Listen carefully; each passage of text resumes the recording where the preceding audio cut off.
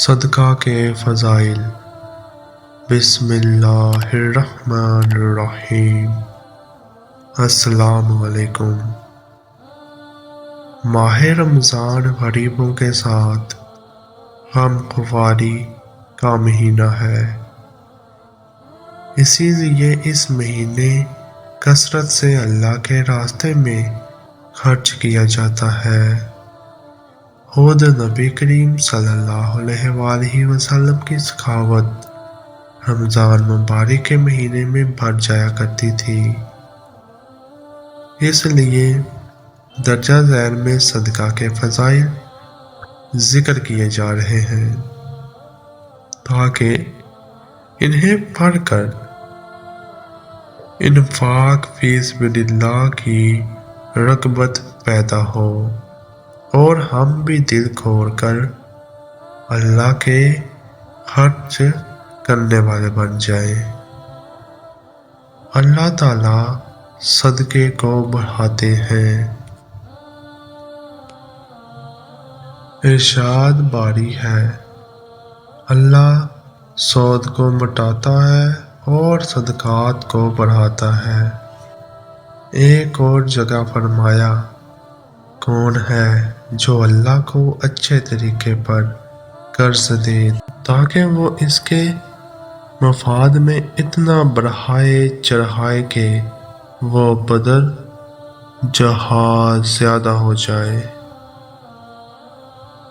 ایک اور جگہ ارشاد فرمایا، جو لوگ اللہ کے راستے میں اپنے مال خرچ کرتے ہیں ان کی مثال ایسی ہے جیسے ایک دانہ 7 بالیں اگائیں اور ہر بال میں 100 دانے ہوں، اور اللہ تعالیٰ جس کے لیے چاہتا ہے ثواب میں کئی گنا اضافہ کر دیتا ہے۔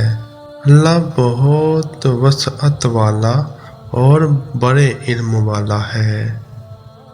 حضرت ابو ہریرہ رضی اللہ عنہ نبی کریم صلی اللہ علیہ وآلہ وسلم کا ارشاد نقل فرماتے ہیں، بے شک اللہ تعالیٰ صدقہ قبول فرماتے ہیں اور اس کو اپنی شان کے مطابق اپنے دائیں ہاتھ سے لیتے ہیں اور پھر اس کی پرورش کرتے ہیں جیسے تم میں سے کوئی اپنے گھوڑے کے بچے کی پرورش کرتا ہے، یہاں تک کہ ایک صدقہ میں دیا جانے والا لقمہ احد پہاڑ کے برابر ہو جاتا ہے۔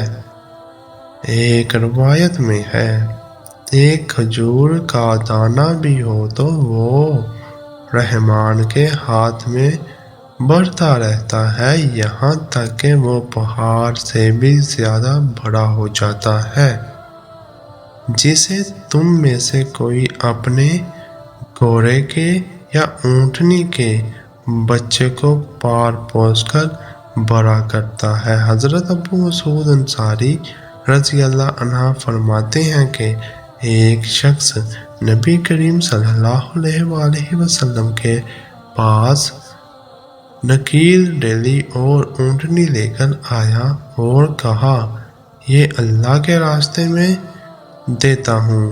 آپ صلی اللہ علیہ وآلہ وسلم نے دیکھا تو ارشاد فرمایا، تمہارے لیے اس کے بدلے قیامت کے دن 700 اونٹنیاں ہوں گی اور وہ سب کی سب نکیل ڈیلی ہوں گی۔